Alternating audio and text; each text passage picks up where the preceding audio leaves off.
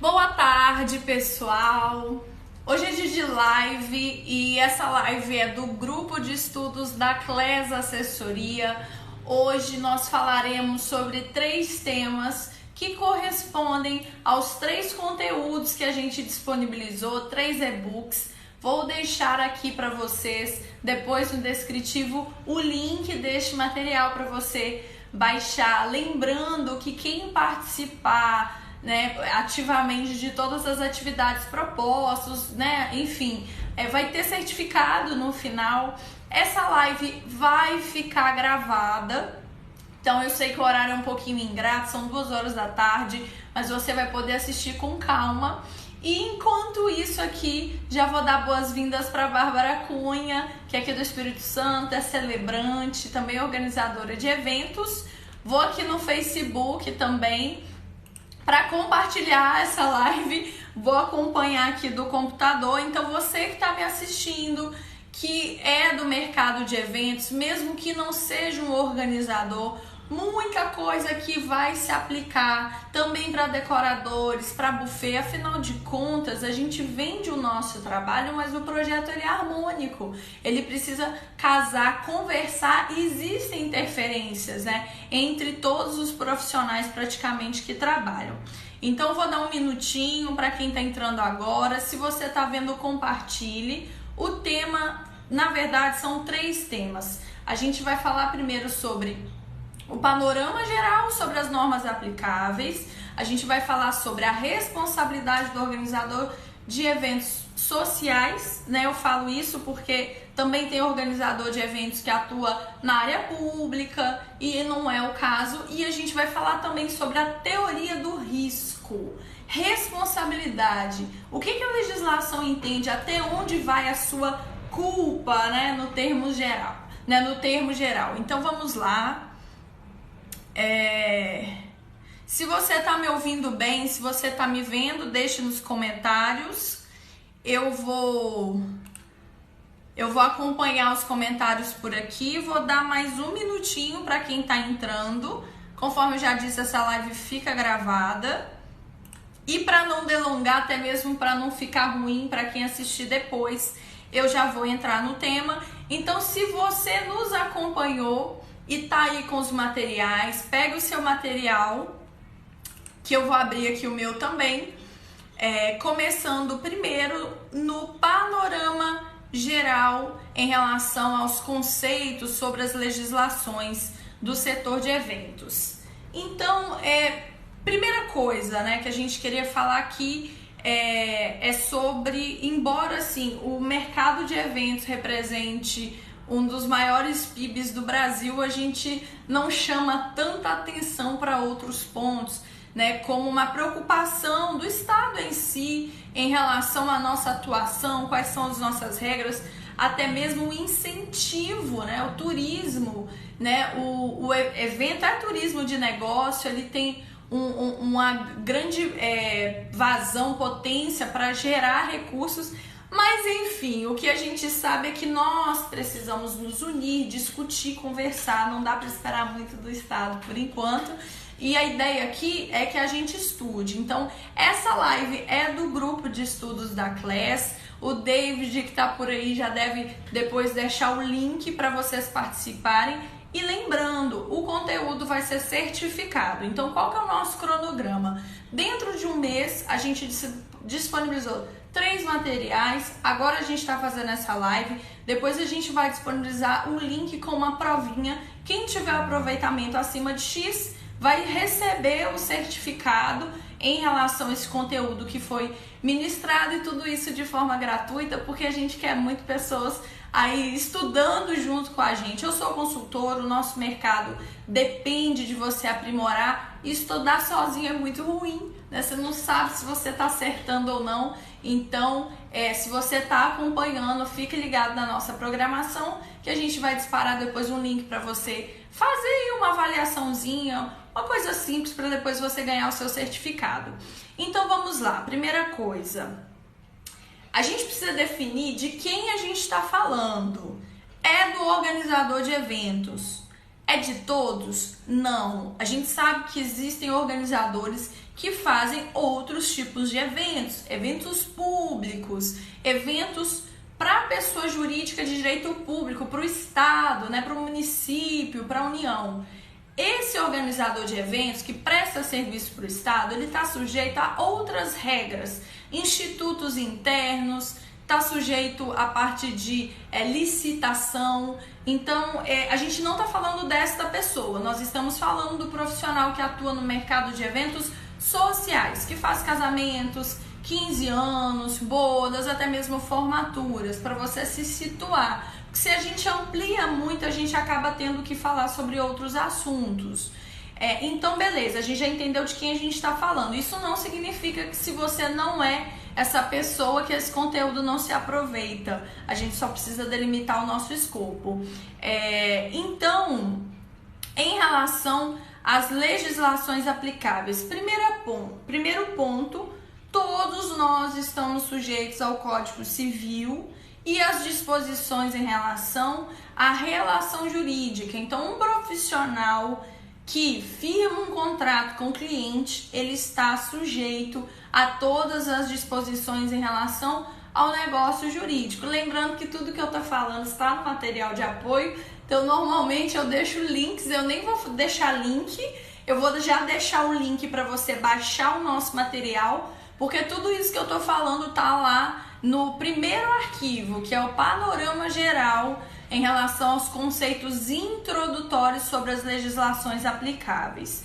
Então, primeira coisa é o Código Civil, eu até grifei aqui no meu, né, algumas observações. Então, o fornecedor de eventos, ele está sujeito às disposições em relação ao negócio jurídico. Tainara, acabei de entrar no mercado, eu ainda não tenho um bom contrato, eu fiz o meu contrato de boca, tudo bem, é negócio jurídico da mesma forma. A ausência de formalização não vai deixar de amparar aí o cliente, na verdade isso é problema mais para você do que para o cliente. Então eu já entendi que se eu sou um profissional que vendo qualquer coisa, presume-se que eu sei de tudo que eu deveria saber, que eu tenho tudo certinho, né? E aí você vai observar o que a gente botou lá nesse material sobre negócio jurídico. Outro ponto importante,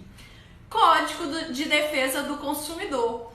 Eu costumo brincar o seguinte, o nome já diz, o código defende o consumidor, ele não defende o fornecedor, mas é mais ou menos isso sim, porque a nossa legislação entende que o consumidor, por regra, ele é hipossuficiente, ou seja, ele é fraco no sentido de não deter o conhecimento em relação ao que você está vendendo. Então, quem é obrigado a dar detalhe, a botar tudo certinho, é você, não é o cliente. Então, você é a parte forte, detentora do conhecimento técnico. E o cliente, ele está ali vulnerável nessa relação. Então, eu já entro no tópico sobre hipossuficiência, consumidor hipossuficiente. Então, consumidor é qualquer pessoa que compra como cliente final algo. Então, as nossas noivas, né, os nossos clientes são consumidores. E por que hipossuficiente? Porque ele está numa relação de desvantagem. Tem um monte de informação técnica, ele não sabe, você sim, eu deveria saber, e é você que tem que deixar o mais claro possível para ele. Código de Defesa do Consumidor não é uma legislação muito difícil de ler. A partir do artigo 30 ali, eu indico que todo mundo dê uma lidinha, porque aí vai falar também sobre a propaganda enganosa, enfim, esses pontos que são muito importantes. Então, caminhando aqui em relação ao código, enfim, o Código de Defesa do Consumidor é a outra legislação que eu observo que a gente precisa olhar, né? Código Civil, Código de Defesa do Consumidor. A terceira que eu falo é uma legislação recente, a gente direto fala sobre ela, que é a 13.106 de consumo para bebida, proibição de consumo de bebida por parte de menores de idade. Ela fez uma alteração ao ECA, que é o Estatuto da Criança e do Adolescente, transformando em crime aquilo que era antes só ato ilícito. Tem que observar, tem que ter no seu contrato, tem que ter um termo de responsabilidade. É só para 15 anos? Quantos menores de idade eu preciso consumindo bebida alcoólica para configurar? Eu preciso de um, gente. Eu não preciso de uma festa de 15 anos. Então é uma observação que a gente tem que ter. Quem tá chegando agora, deixa eu dar um oi. A Isa Cardoso, boa tarde. Janaína Mancino, Cláudia Ohana, Adriana Alves, queridíssima de São Paulo da AAA. Um beijo pra vocês. Compartilha essa live. Eu tô tentando fazer ela de uma forma que ela fique boa também para assistir depois, porque eu sei que o horário é ingrato, né? Mas foi o horário que a gente conseguiu. Mas como fica gravado, depois a gente vai acompanhar. Quem não tá com material do que eu tô falando, porque a gente disponibilizou 3 e-books, depois o David vai deixar aí pra gente o link para vocês baixarem e assistir com calma, tá bom? Um beijo para vocês. Voltando aqui, quarta, legislação, uma norma, não é obrigatória, mas eu gosto muito de falar dela, que é a ISO 9001, que é uma norma internacional de gestão de qualidade, que é a diretriz que eu defendo, que nos atende bem na ausência de regulamentação. Enquanto ninguém fala por onde a gente deve ir, a ISO 9001 é um bom parâmetro, porque ela fala de gestão de qualidade, ela fala de atendimento aos requisitos aplicáveis, ou seja, norma, legislação, o que uma pessoa tem que atender. E tudo com foco no cliente, gente, ó, tudo com foco em vender, porque se a gente está aqui conversando, é porque a gente quer vender mais. Então a ISO foi o parâmetro que eu usei para mim. Ixi, eu não sei por onde ir. Eu vou seguir essa legislação, é uma norma que não é obrigatória por hora, foi até assunto da minha monografia, então eu tô compartilhando com vocês isso.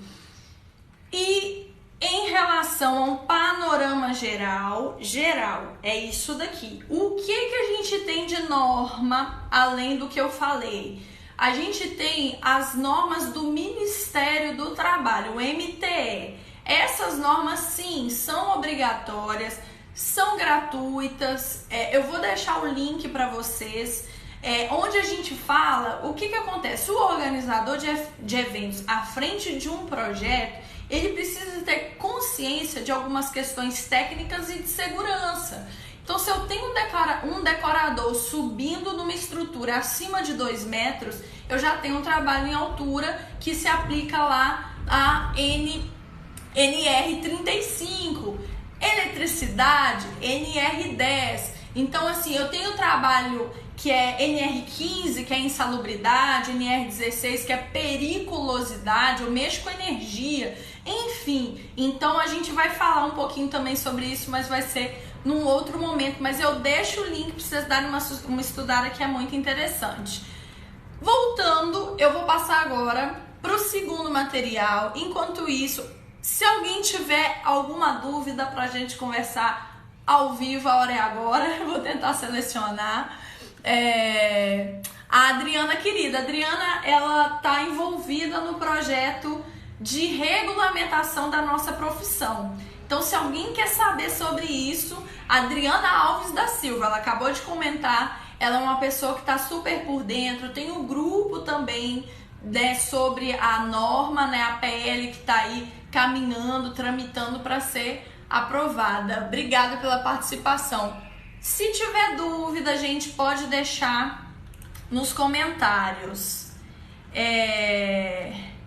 Deixa eu voltar aqui.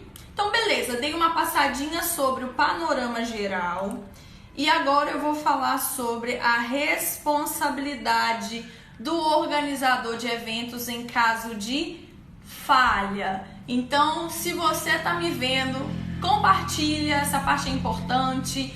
David já foi pro grupo da Helena, tem que compartilhar lá dentro. Eu não sei porque eu tô aqui ministrando, tô falando, então deixa eu ver. Ó, vou compartilhar dentro do grupo da Helena agora, que eu sei que lá as pessoas já estão acostumadas, que é uma fonte. Depois a Helena aprova. Enquanto isso, eu te dou tempo para você abrir o nosso segundo material, que é sobre a responsabilidade do organizador de eventos. Pessoal, existe a responsabilidade jurídica, o que está escrito lá na legislação, mas também existem as responsabilidades que não necessariamente vai trazer uma consequência legal relacionada à execução desse trabalho. E isso a gente só vai ter feeling vivendo na prática, anotando o que a gente falha. Não é algo que necessariamente está na legislação, mas está vinculado às boas práticas de execução. Então, nesse material, primeiro eu relacionei aquilo que a legislação diz e depois eu relacionei algumas falhas que estão vinculadas à execução do trabalho. Então, vamos lá.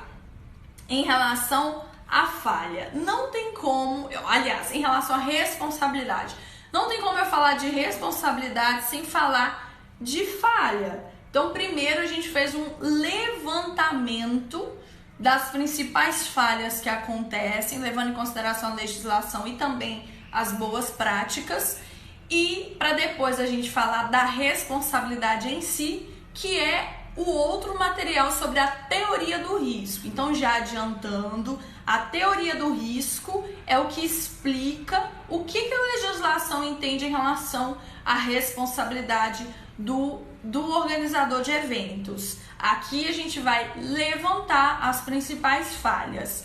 Isso está no nosso segundo material. E aqui eu trouxe, claro, gente, eu não mapeei tudo, mas eu trouxe as principais. E a primeira que eu coloquei aqui é falta de transparência.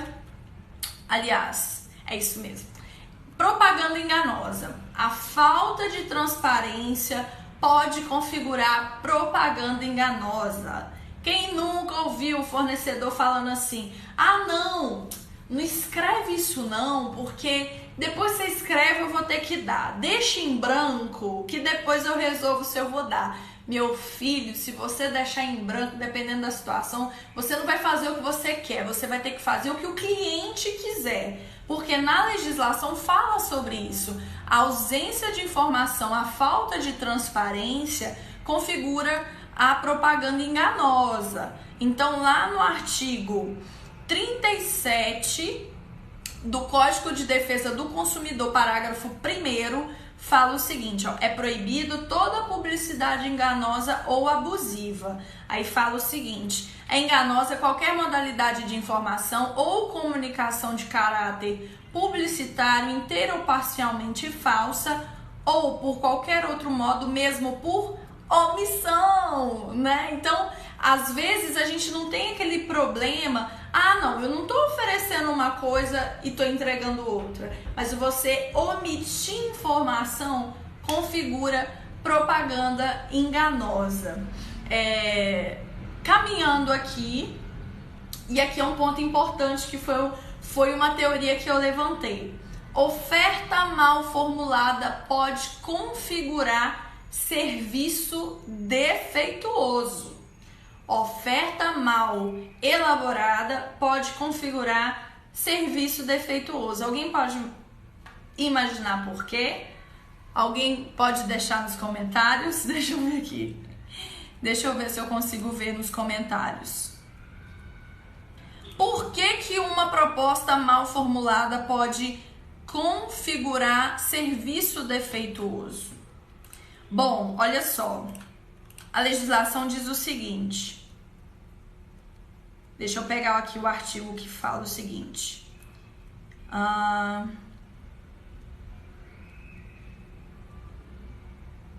Olha só. O Código de Defesa do Consumidor, no artigo 14, parágrafo 1º, fala que o serviço é defeituoso quando não fornece a segurança que o consumidor dele pode esperar, levando-se em consideração as circunstâncias relevantes, como o modo de seu fornecimento, o resultado e os riscos que razoavelmente dele se esperam na época em que foi fornecido. Eu vou executar um evento de 400 pessoas, vai eu e uma assistente só. Ah, Tainara, mas eu ofereci assim porque a cliente não tinha dinheiro para pagar. Então eu economizei na equipe.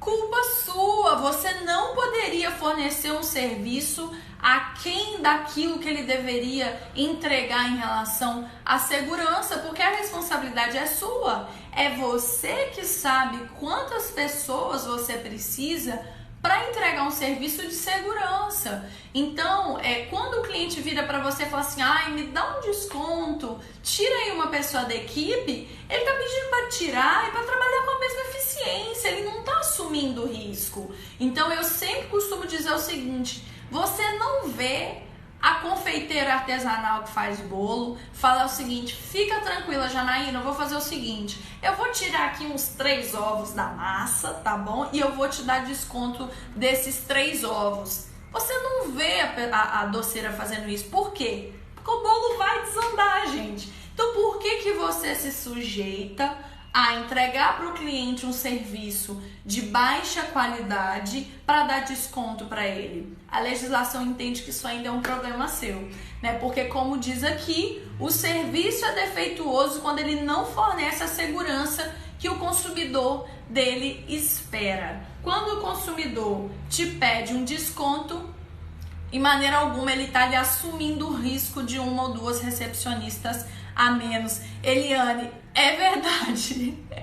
E é assim que a gente vive. O que eu faço? Olha, eu preciso de no mínimo 4 profissionais para trabalhar no seu evento.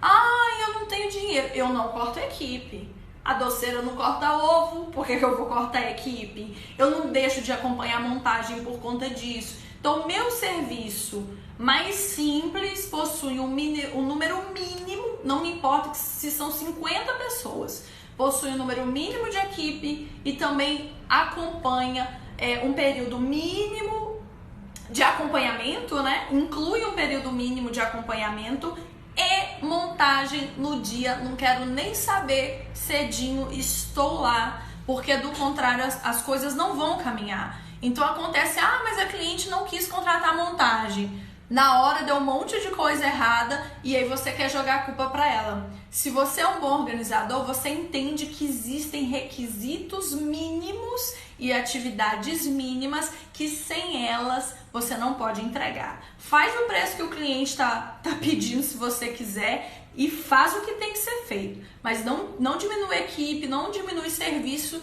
para depois se eximir da culpa que isso realmente não vai dar certo. Oi, Maria Luísa! Beijo! Teve com a gente lá no Rio e em São Paulo. Se alguém tiver dúvida, deixa aqui que eu vou responder. Voltando, tem bastante coisinha, eu não quero passar de 1 hora.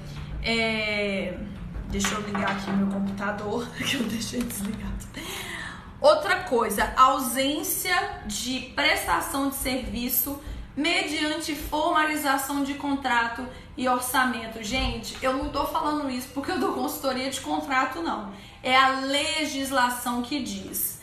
A gente tem um princípio que eu lembro lá do meu professor Humberto, que é maravilhoso, de processo, lá de Belo Horizonte, que é pacta sunt servanda. Os pactos precisam ser cumpridos. Ou seja, independente de papel, se você prometeu alguma coisa para o seu cliente, seja via WhatsApp, Facebook, papel de pão, inbox, você vai ter que cumprir.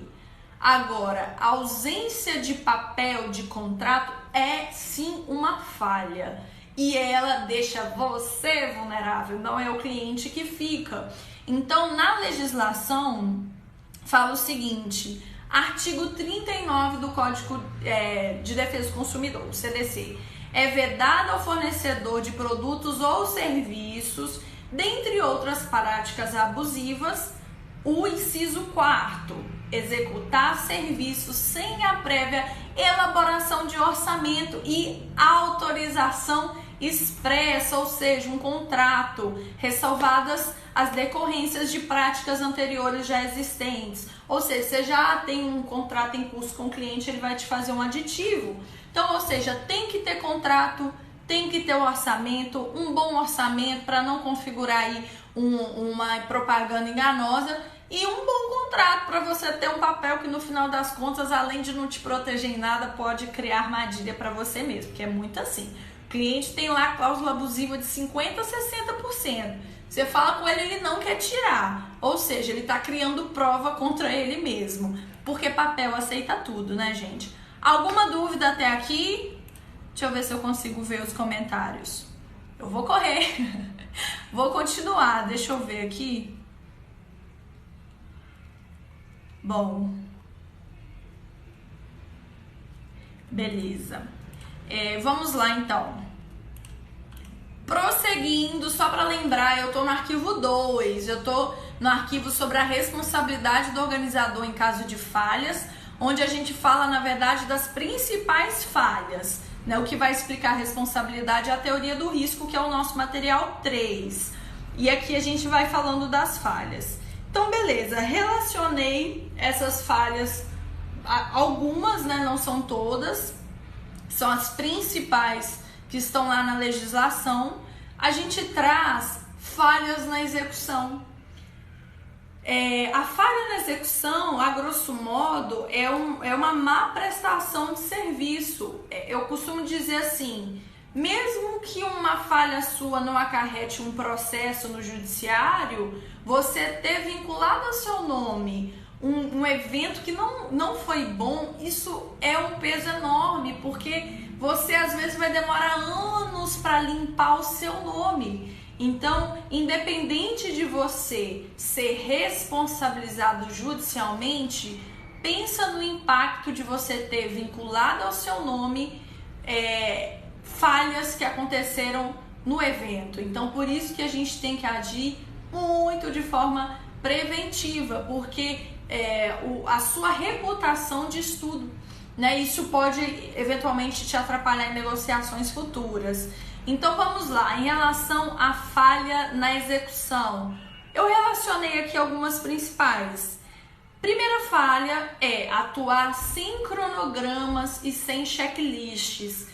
Como hoje eu cuido de casa, né? Quando eu chego na casa de festa que a gente cuida e tá a cerimonialista sem papel nenhum na mão, já me dá aquele gelo no corpo. Eu penso, meu Deus do céu, como que vai conseguir controlar isso tudo? Lembrando que checklist, planilha, papel é resultado de um bom planejamento. Por isso que é impossível trabalhar sem um acompanhamento mínimo. Pega todos os contratos, todos os orçamentos, destrincha isso tudo no modelo de documento que você se adequa melhor, faz relatório, leva isso tudo para o dia do evento, porque sem isso você não vai conseguir controlar detalhe.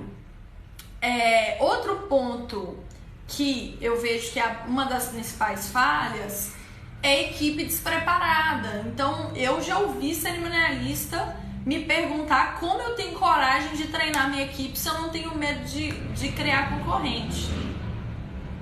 Meu Deus do céu, eu não consigo nem conversar com a pessoa assim.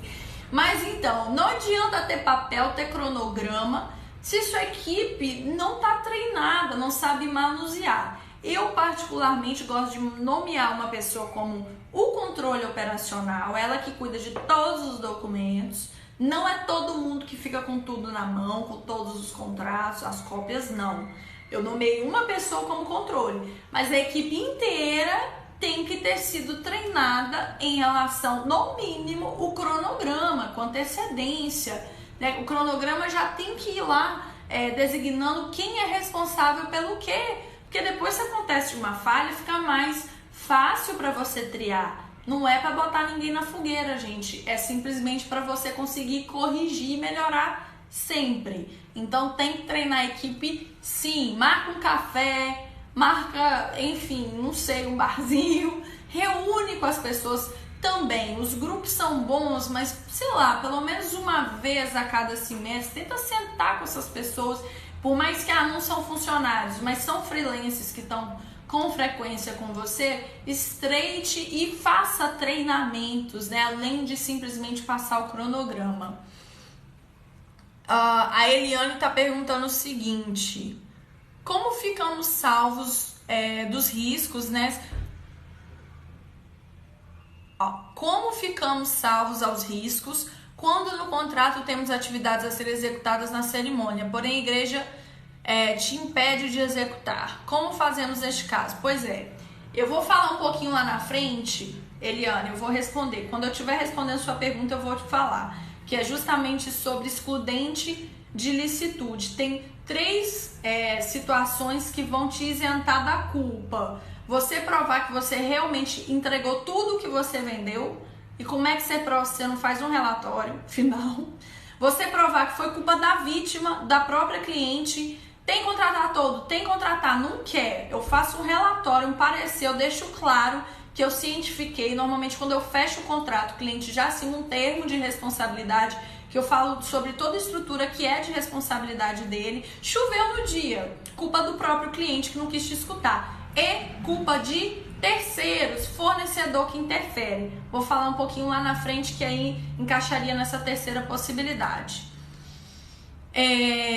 Próxima, não acompanhar montagem e desmontagem de evento. Eu sei que tem gente aqui que não faz, mas eu te desafio a você fazer uma experiência. Inclui o preço de acompanhamento de montagem e ver a diferença da execução de um evento onde você acompanha a montagem.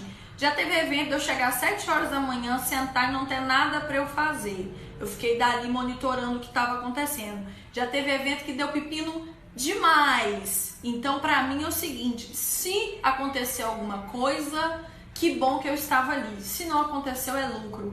Para mim é inadmissível não acompanhar pelo menos a montagem. Eu estou no estado do Espírito Santo e aqui desmontagem é algo dificílimo de praticar, porque acabou o evento, as casas de festas normalmente fecham a porta e você só desmonta lá a partir da segunda-feira. Isso vai aos pouquinhos. São Paulo, outras cidades, principalmente as capitais, terminou o evento, a desmontagem já começa. Então a gente tem que entender que o evento, o sucesso do evento não está na execução do evento em si.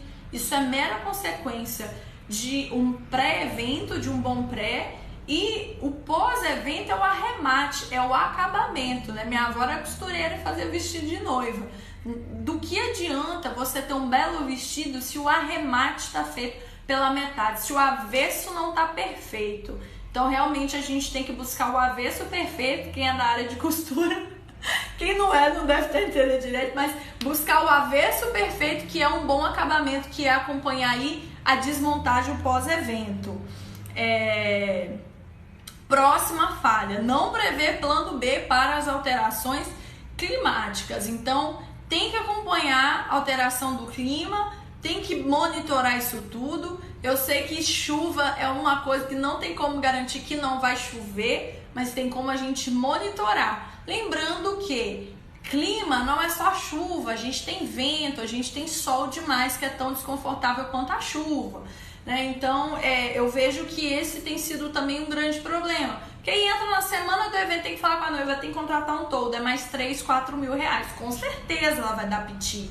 Não era obrigação sua já ter falado lá atrás que você vai casar ao ar livre? Então, colega, já faz orçamento de um toldo, já aceita isso na sua vida, muito melhor do que depois lá na frente surgir como uma surpresa. Outra falha, não realizar testes nos equipamentos. Qual que é a voltagem? É 110? É 220? Não importa se essa empresa tem 30 anos de mercado. Normalmente a empresa que tem 30 anos de mercado pode contratar um freelance que vai lá, principalmente musicalização e a parte de iluminação. Manda um freelance, a empresa trabalha 30 anos ali, mas naquele final de semana, eu tô quase narrando uma situação que eu vivi. Manda um freelance que faz a instalação e não avalia se precisa de um estabilizador, se a voltagem é a correta. Então é muito complicado depois eu botar a culpa na casa. Eu entendo o seguinte, o que aquele fornecedor fornece? A casa só fornece energia. Toda a parte de estrutura musical é por conta da empresa, a banda, o DJ, que seja. Ele tem a obrigação de fazer reconhecimento no local, de fazer todos os testes, verificar as voltagens, verificar os equipamentos, os estabilizadores que ele precisa para ter sustentação daquela banda aguentar tocar. não faz teste nos equipamentos, na hora nada acontece. E é muito importante que a organizadora de eventos acompanhe esses testes para depois não dar opinião em cima do achismo. Eu falo que eu estava hoje numa reunião com o decorador e eu falo com ele assim, me incomoda quando o profissional não tem uma opinião técnica. Ele fala em base da parceria de anos que ele tem. Não me importa se a empresa tem 30 anos, ela está sujeita a erros. Então eu preciso ver prática. Por que houve falha? Por que o som parou? Por que queimou o equipamento? Por que não testou? Aí é óbvio que na hora não vai dar certo. Então eu falo assim, fornecedor de eventos tem que ser técnico, não pode dar opinião em base de achismo. Então você que é cerimonialista, você tem que acompanhar todos os testes e de preferência fazer relatório. Eu tive um problema que eu fiz isso. Deu um problema na banda, o fio usado ele não era suficiente, ele era 1,5 mm. E não tinha estabilizador e foi ligado na voltagem errada, ou seja, estava tudo errado e ainda querendo culpar a casa. Então eu falo que a gente tem que querer sim enveredar, conhecer um pouquinho de elétrica, isso tudo é de grande valia. Aí eu falo, falhas por partes do fornecedor. No meu contrato eu digo o seguinte, é da minha responsabilidade cumprir todas as regras e estatutos. Eu tenho obrigação de conhecer a cúria, mais do que conhecer a cúria, de me reunir com a paróquia, com aquela pastoral da família e ali conversar, conhecer todas as regras. De maneira alguma a noiva pode ter a sua cerimônia, sei lá, o padre talvez se pronunciar, chamar a atenção de um fotógrafo porque ele está subindo no altar num lugar que não poderia subir porque você não se reuniu com quem deveria se reunir, não soube das informações e não passou para os fornecedores. Isso é responsabilidade sua. Por outro lado, eu sou obrigada a cumprir e não serei responsabilizada em caso de inviabilização da minha atividade porque eu estou cumprindo regra do lugar que você escolheu. Tem noiva minha que escolhe casar numa catedral maravilhosa que não pode subir no altar. Eu já falo com ela, você não vai ter foto de frente, porque o fotógrafo não pode ir por trás do padre, é proibido. Então o que eu faço? Se naquela paróquia eu não posso botar a mão na noiva no momento da homilia, o momento sagrado, eu registro tal momento, porque aí na foto vai ter aquele véu todo torto e ela vai te culpar. Só que se você conversa antes, eu repasso as regras, eu deixo muito bem claro. E na hora que aconteceu o registro, 8h15, não foi possível, não foi permitido que eu consertasse o véu, tendo em vista o momento sagrado, conforme regras da instituição. Então o que eu falo? Primeira coisa, senta antes, conversa, repasse todas as regras e no momento que aconteceu, registra, tem que registrar, porque aí você vai ter uma prova que aquilo era uma interferência de terceiros e é um terceiro que ela escolheu para trabalhar, né, em relação principalmente à igreja. Vamos lá, dando prosseguimento, se alguém tiver dúvida, depois eu vou dar uma parada. Falhas no pós-evento. E aqui eu falo o seguinte, o evento não acaba com o acender das luzes.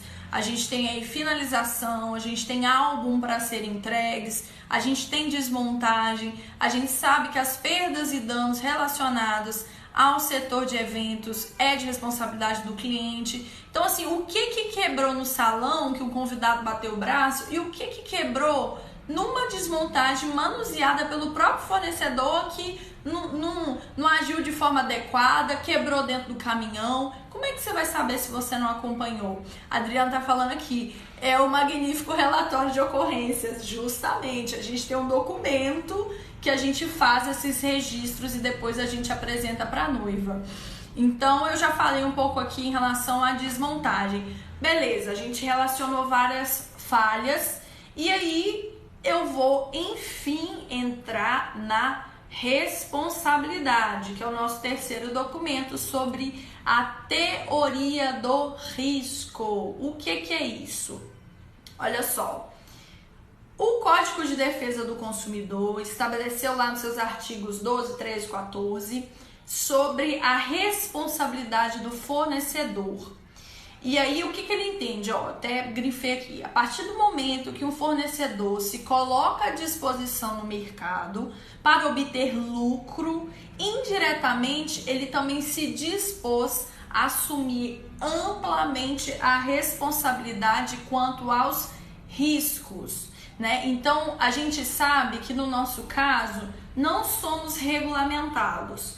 Logo, qualquer pessoa tem o direito de ganhar dinheiro com isso. O mesmo direito que você tem de ganhar dinheiro te traz responsabilidades em relação à falha. Do mesmo jeito que você pode ter lucro, do mesmo jeito que você ganha dinheiro livremente, você ganha responsabilidades livremente. E aqui a gente chama de responsabilidade objetiva.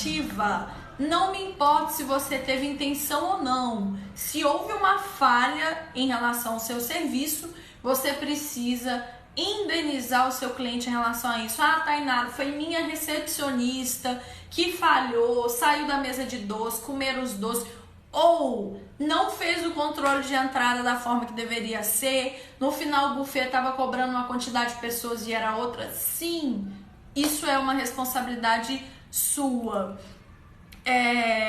E aí, o que eu trouxe aqui? Eu trouxe um conceito até do Cavalieri, que ele fala o seguinte: todo aquele que se dispõe a exercer alguma atividade no mercado tem o dever de responder pelos eventuais vícios e defeitos, né? Independente da culpa. Por que a gente fala isso? Hoje a gente tem problema que é penal e é civil. Caiu uma estrutura, eu vi aí na TV, eu não sou de assistir TV, mas eu vi de relance. Caiu uma estrutura num concurso, tinha um monte de criança ali, caiu uma estrutura e um monte de criança machucou. Se o organizador de eventos vai responder pela lesão corporal dessas crianças, isso aí lá na esfera penal a gente vai resolver. Agora, que ele já vai ter que indenizar civilmente essas pessoas, os custos, quem pagou ingresso, não teve, isso já é certo. Então, se ele teve intenção ou não ou se ele teve culpa ou não dessa estrutura mal colocada que caiu, isso é problema dele. Isso a gente vai ver lá na frente. Agora, que tudo que envolve dinheiro ele já vai ter que pagar e indenizar, isso é certo. Então, eu não sei se deu para entender. Qualquer coisa, deixa aí que eu respondo. Então, o que acontece?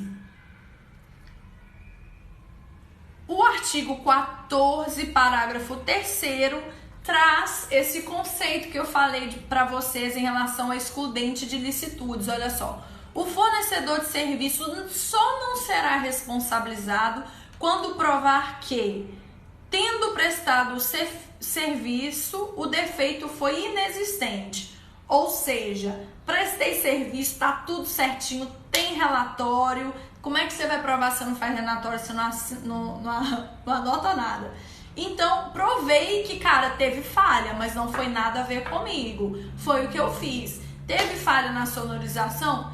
Imediatamente, eu tinha feito foto da cerimônia, então eu consegui ter registro das luzes todas, tinha vídeo também, nada oscilou, energia não oscilou, momento algum, só a música parou de funcionar. Eu fiz um teste, gravei o teste com horário. Então, assim, se você não prova, meu filho, na hora você não vai conseguir se safar. Então, de imediato você precisa ter registro. E aí a outra possibilidade, se a culpa foi exclusiva do consumidor ou de terceiros. Então, a base legal do que eu falei em relação às 3 excludentes, em relação à falha, está no artigo 14, parágrafo 3º do Código de Defesa do Consumidor. Então, vamos lá. Vou prestar meu serviço, teve uma falha. Eu anoto na hora e eu rastreio a fonte. Você não vai parar tudo, por isso que eu falo, não tem como trabalhar sozinho. Então, hoje eu trabalho no esquema que se der um problema, a minha coordenadora normalmente é a Carol, ela vai tocar o evento e eu fico por conta de resolver aquilo. Não é para parar o mundo, não. Pelo menos identifica o que é, anota, registra, cria um relatório daquilo e aí você vai provar. Olha, essa falha não foi relacionada ao meu trabalho. Isso foi uma interferência de terceiros. Então, em base do artigo 14, parágrafo 3º do Código de Defesa do Consumidor, estou isento de culpa. Choveu, eu tenho um registro que eu orientei, o cliente assinou um termo de responsabilidade em relação à contratação de estrutura, eu enviei na semana do evento por e-mail dela um monte de relatório, pedi pelo amor de Deus, olha a previsão do tempo, vai chover. Não contratou porque não quis,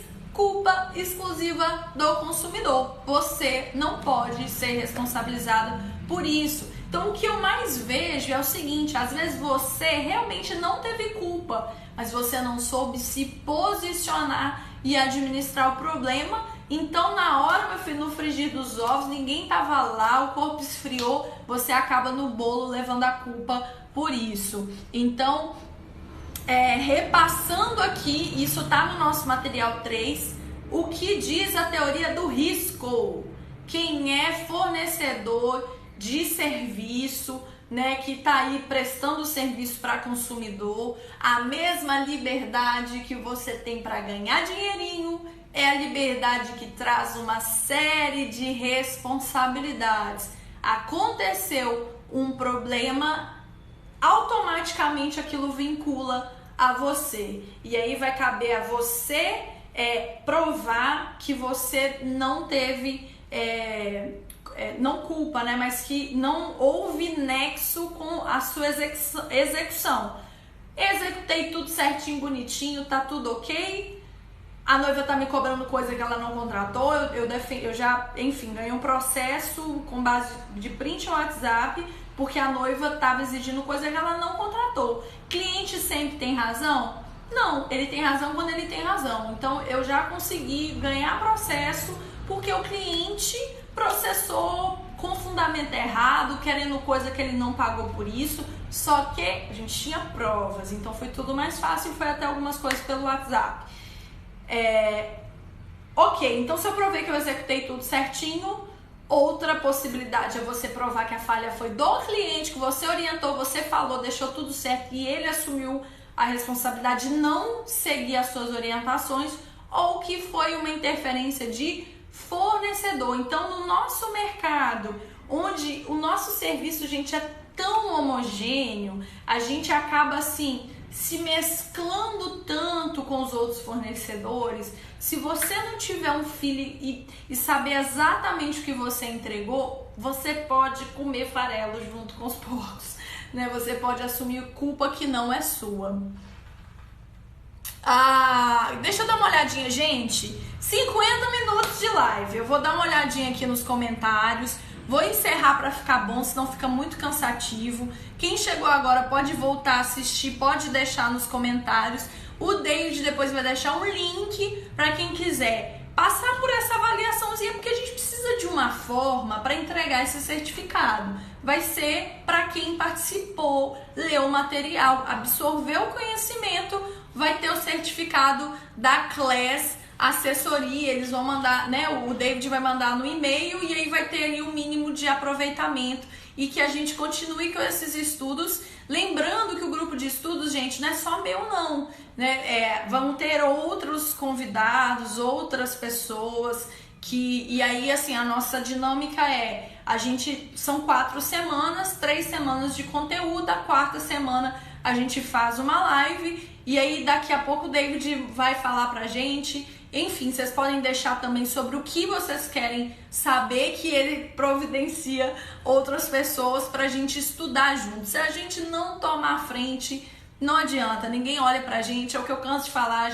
nós somos um dos maiores PIBs do Brasil, mas o povo ainda não tá preocupando muito com o mercado de eventos, então a gente tem que se unir. Então, voltando aqui, a Adriana falou assim, minha vida mudou depois que eu conheci o relatório de ocorrências, que foi um documento que a gente criou. A Adriana, ela é nossa cliente, enfim, queridíssima, já falei, ela tá à frente aí junto com a Camila do projeto de aprovação da nossa regulamentação.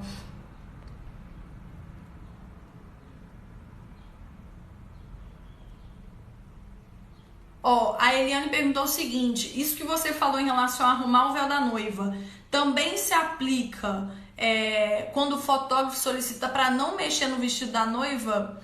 Cara, eu entendo o seguinte: fotografia é um trabalho do fotógrafo. Condução do ensaio, de posicionamento, aquela condução, eu trabalho até onde ele me solicita. Tem fotógrafo que fala assim: Tainara, eu brifei o cliente, eu fiz o ensaio, eu conheço muito bem os noivos, eu só te peço para que você arrume o vestido embaixo, pode deixar que pose eu faço. Gente, eu não posso subestimar que o cara é um bom profissional. Então, ele que está enxergando na arte dele a fotografia que ele está fazendo por trás daquela lente. Tem fotógrafo que fala assim: você arruma tudo, eu só clico. Então, eu sempre vou conforme, de forma suplementar, conforme aquele profissional me solicita. A gente sempre conversou antes, não há problema. Mas sim, eu registro para todas as situações. Fui na cozinha, pedi a preparação da alimentação do staff, não foi feita. Tudo que vai acontecendo vai anotando. Normalmente não sou eu deixo uma pessoa por conta disso. Beijo, Adriana Teles.